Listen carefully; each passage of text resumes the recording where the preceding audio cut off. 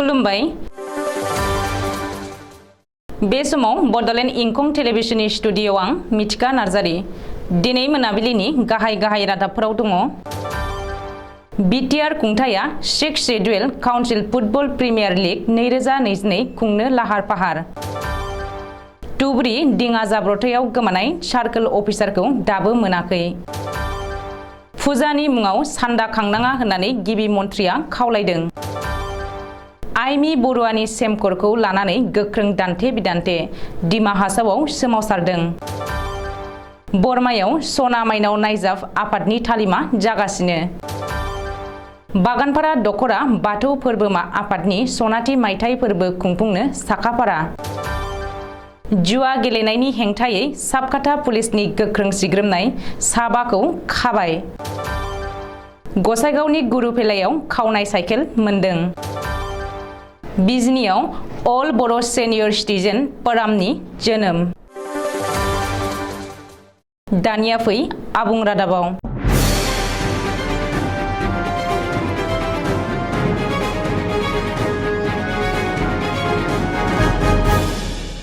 BTR खुंथायनि बानजायनायाव गिबि खेबनि थाखाय 6 schedule council football premier league 2022 खुंनो थियारि। बिटिआर खुंथाया खुंनो लानाय 6 schedule council football premier league 2022 आव सा सानजा ओनसोलनि गुबुन गुबुन रायजोनि 6 शेड्यूल काउन्सिलनिफ्राय बाहागो लाफैगोन। मिथिनो हानाय बायदिब्ला 6 schedule council football premier league 2022 आव मिजोरामनि Mara autonomous district council, Lai autonomous district council, Chakma autonomous district council, त्रिपुरानिफ्राय Tripura tribal autonomous district council, मेघालयनिफ्राय Khasi hills autonomous district council, Garo hills autonomous district council, Jaintia hills autonomous district council, आसामनिफ्राय फारियै दिमा हासाव अटोनोमास काउन्सिल, कार्बि आलं autonomous council आरो बिटिआरनि टीमा बाहागो लागोन।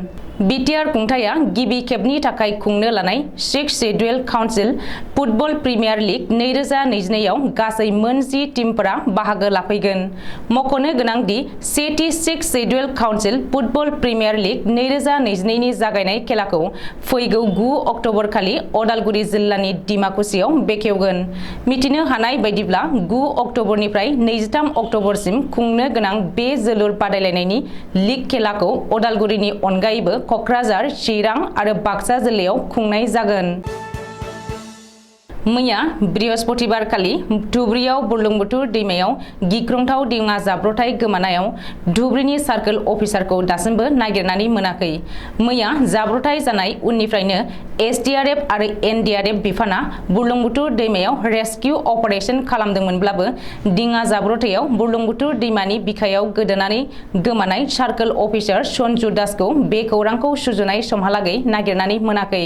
मख'नो गोनांदि मैया फुंनि 10:30 रिंगायाव बे गिख्रंथाव दिङा जाब्रबथाया जादोंमोन।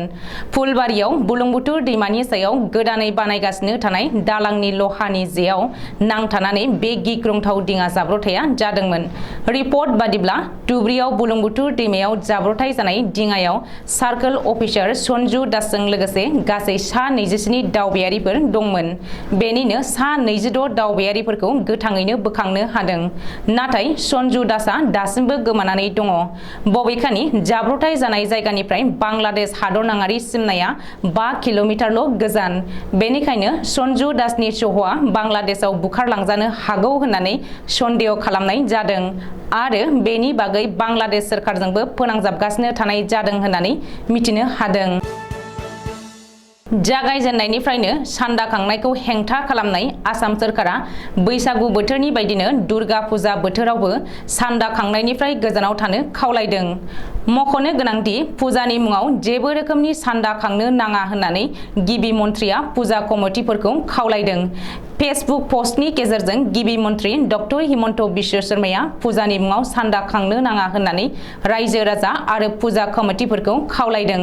बबेखानि बे फुजानि बोथोराव गासैखौबो सान्दा खांनाय हारिमुखौ नागारनो थाखाय खावलायदों। फुजानि सान्दानि मुङाव रां खांनानै फालांगिरिफोरखौ उदखार खालामनाया आरो साजा होनाया समाज जौगानायनि खामानि नङा। गासैनिबो मदद होलायनायनि गेजेरजों सान्दा खांनाय हारिमुनिफ्राय अरायनि थाखाय उदां जानो समायखिरा लानि फै होननानै गिबि मन्त्रि डक्टर हिमन्त बिश्व शर्माया फेसबुक पस्टआव लिरदों। मख'नो गोनांदि थांनाय बैसागु बोथोरनि समावबो बैसागु खुंनायनि मुङाव सान्दा खांनायखौ होबथानानै 10 बोसोर गोजाम गासैबो बैसागु खुंफुं आफादफोरनो रायजो सोरखारा राङारि अनसुंथाइ होदोंमोन। आइमि बरुवानि गोबां सावरायजानाय सेमकर सावथुनखौ लानानै गोख्रों दान्थे बिदान्थे। सेमकर सावथुननि हेंथायै दिमा हासावआव गोख्रों सोमावसारदों। मख'नो गोनांदि आइमि सावथुननि सेमकर सावथुनाव दिमासाफोरनि जिउ खांनायखौ लानानै बांसावनाय आरो बिथा गैयि फोरमायथिनायनि गोख्रों अजद थिखांदों आरो बेखौ लानानै दिमा हासावआव गोख्रों सोमावसारनाया सोलिगासिनो। बेखौबो मख'नो नांगोनदि आइमि बरुवानि सेमकर सावथुनाव सेमकर हारिसानि गोदोनि मोनसे नखरनि सावगारिखौ दिन्थिदोंमोन, जेराव हिनजावसा खुदिया जोनोम होनानै बिमाया जिउ गोमायोब्ला खुदियाखौबो गोथाङैनो हायाव फबनानै दोनो। नाथाय सेमकर हारियाव बेबायदि नेमखान्थि गैया होननानै दिमा हासावआव गोख्रों सोमावसारदों। बेजों लोगोसे आइमि बरुवानि सेमकर सावथुनखौ बयकट खालामनो थाखायबो सोमावसारग्राफोरा दाबि खालामदों। ओरैहाय सेमकर सावथुननि हेंथायै गोख्रों दान्थे बिदान्थे आरो हेंथा सोमावसारनायनि उनाव आइमि बरुवाया ससियेल मिडियायाव गावनि फिनजाथाय होदों आरो सेमकर सावथुनाव सल' बिथानि जायगाखौ लादोंमोनब्लाबो बेनि सल' आरो जाथाया गासैबो मिजिङारि होननानै आइमि बरुवाया ससियेल मिडियायाव लिरदों। बाक्सा जिल्लानि बरमानि बिखायाव 1999 मायथाइयाव माखासे बर' हारिमु मोजां मोनग्रा सुबुंफोरनि नाजानायाव जोनोम मोननाय सना माइनाव नायजाब आफादनि 2022-23 मायथाइनि गोग्गोम आगान महरै बरमा सेरनि खालजार गामिनि बेन्दोंनि जुलि मैदानाव थानाय बरमा गुदि बर' थुनलाइ आफादनि मावख'आव तालिमा जागासिनो दङ। बे तालिमखौ दैदेनगासिनो दङ फारियै नुवाथारि आफादनि आफादगिरि गजेन बर', गाहाय नेहाथारि महेन्द्र बर', भालिगिरि आफादनि आफादगिरि जगेश बसुमतारी, गाहाय नेहाथारि मिलिक रामसियारि मोना। बे तालिमाव मेथाइ खनगिरि महरै मुंदांखा मेथाइ रोजाबगिरि गजेन बर' आरो रेडिअ महरगिरि सायारानि ब्रह्म मोसाहारिया। भालिगिरि आफादनि गाहाय नेहाथारि मिलिक रामसियारिया फोरमायनाय बायदिब्ला देग्लाय बोसोराव सिमान सिंह बर'नि सुजुनाय अननाय हो, जतीन्द्रनाथ बर'नि सुजुनाय बोरदावलि आरो पद्मधर बसुमतारीनि आर'नाइ बे मोनथाम नायजाबखौ लानानै जानजि खाफ्राबाय। जोंनिसिम फोरमायहरनाय बायदिब्ला फैगौ 7 अक्ट'बर खालि नायजाबनि आबुं तालिमखौ बरमा दख'रा दुलाराय बर' फरायसा आफादनि सिथ्लायाव बेसेन नाङाजासे दिन्थिफुंनाय जागोन।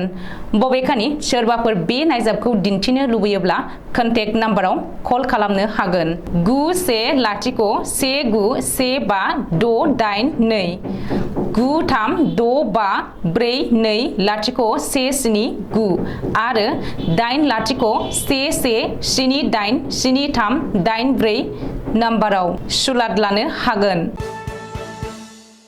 बाक्सा जिल्लानि सिङाव थानाय बागानपारायाव बागानपारा दख'रा बाथौ फोरबोमा आफादा बाथौसालि बागानपारायाव सनाथि मायथाइ फोरबो खुंफुंनो साखाफारा जादों।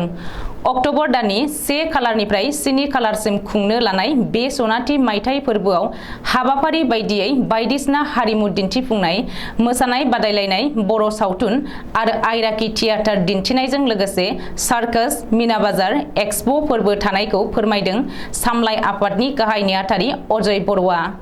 लोगोसे देग्लाय बोसोराव सनाथि मायथाइ फालिथाय फोरबोखौ खुंनाय लेखा 7 अक्ट'बर एबा जोबथा सानखालि 11 रिंगानिफ्राय गेवलां मेल सावरायनायखौ लानानै फोरमायनानै नेहाथारि अजय बर'आ बुङोदि बे गेवलां मेलनि सावराय जथुमाव गाहाय आलासि महरै बिटिआरनि गाहाय मावफुं सोद्रोमा प्रमद बर' आरो थांखि जानाय बुंथिगिरि महरै दुलाराय बाथौ गौथुमनि गौथुमारि नेहाथारि गुनेश्वर स्वर्गयारि बिथांमोनहा बाहागो लाफैगोनखौ फोरमायदों। बे सनाथि मायथाइ फोरबो फालिथायाव राव धोरोम हारि बासियालासे बयखौबो बाहागो लाफैनो सामलाय आफादा खावलायदों। क'क्राझार जिल्लानि गसाइगाव महकुमा बेन्दोंआव साबकाथा थानानि पुलिसा जुवा गेलेग्रा जुवारिफोरनि हेंथायै गोख्रों सिग्रोमनानै गासै 7 जुवारिफोरखौ खानो हादों। दुर्गा फुजानि सिगां सिगां गसाइगाव ओनसोलनि 2 नं पलासगुरि गामिनि हजरत आलीनि न'आव जुवा गेलेफुबाय थानाय समाव बेंहैनानै गासै 7खौ हमनो हादों। जुवारिफोरनिफ्राय पुलिसा गासै नोगोद 15,500 रां जब्द खालामनो हादों। हमजानाय जुवारिफोरनि मुङा फारियै पलासगुरि गामिनि बेबादिनो हाफिजुर रहमान, आफसार आली, शाहजान मिया, आबुं तालेब आरो पमरागुरिनिनो इसान आली। गसाइगाव महकुमानि गौरफिलायाव खावनाय गंसे साइकेलखौ हमनो हादों।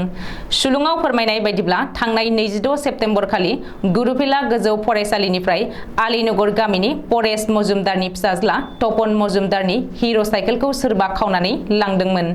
बेनि उनाव स्रोद नागिरखोमाबाय थानानै गुरुफिला बाजारनि मानिक दासनि न'आव साइकेलखौ नुनानै पुलिसनो खौरां होयो। दिनै फरायसालिनिफ्राय थानायाव साइकेल गोमानायनि सोमोन्दै एजाहारबो होनाय जायो। पुलिसआ साइकेलखौ जब्द खालामनानै थानायाव लाबोयो आरो मानिक दासखौबो एरेस्ट खालामदों। चिरां जिल्लानि बिजनीयाव रैमाली एकाडेमि कलेज बिएडनि अडिटोरियाम एबा नब्लाङाव बिटिआरनि मोनबा जिल्लानि गुबुन गुबुन जायगानिफ्राय फैनाय 60 बोसोर बैसोनि गोजौआव सौहैनाय गासै सा 150 बैसोगोरा एबा सेनियर सिटिजेनफोरा ज' जानानै गोबां सावरायनायनि गेजेरजों सेनियर सिटिजेन फोराम आफादखौ दानाय जायो। राजखान्थिजों जेबो लोब्बा गैयै बे सेनियर सिटिजेन फोरामा जायखिजाया बैसोगोरा एबा साख्रिनिफ्राय आजिरा मोननाय गासै बर' सुबुंखौ बोनथुमनानै दाफुंजायो। डक्टर दिननाथ बसुमतारीनि मासि दैदेननायाव दिनै गोदानै दाफुंजानाय बिबानगिरिफोरा जादों आफादगिरि पद्मश्री डक्टर मंगलसिं हाज'वारी, मावफुं आफादगिरि डक्टर दिननाथ बसुमतारी, लेङाइ आफादगिरि सुलेन इसवारी, तिरेन बसुमतारी, बिश्व कुमार ब्रह्म, मतिन दैमारी, गाहाय नेहाथारि अमर सिंह ब्रह्म, लोगो नेहाथारि बिनोद कुमार ब्रह्म, सिनेन बसुमतारी, कमलाकान्त बसुमतारी, आफादगिरि नेहाथारि लन्दराम बर', करुणाकान्त बसुमतारी, प्रसन्नलाल नार्जारी, थुनलाइयारि नेहाथारि बिमल बसुमतारी आरो मथु महन लाहारी, मावफुं सोद्रोमा सचिन नार्जारी, पेट्रस नार्जारी, अनिल नार्जारी, दन्देश्वर ब्रह्म, पिरन ब्रह्म, बिरमोहन इसवारी, जनार्दन गयारी, हरिश्वर ब्रह्म, आनन्दराम औवारी, पुलिचरन बसुमतारी। बोसोनगिरियाव दङ फारियै बारग' एमपि सानसुमा खुंगुर बैसुमतियारी। आइजो सोद्रोमायाव दङ फारियै मालती रानी नार्जारी, पुलिसरि स्वर्गियारी आरो बेनु दैमारी। गासै सा 29 मावफुं सोद्रोमाजों दाजानाय बे अल बर' सेनियर सिटिजेन फरामा आबुं महर मोनो।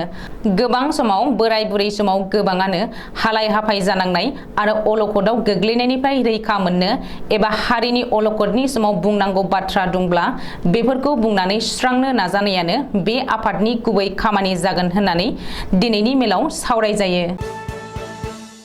दिनै मोनाबिलिनि रादाबा एसेनोसै। गोजोन्थों।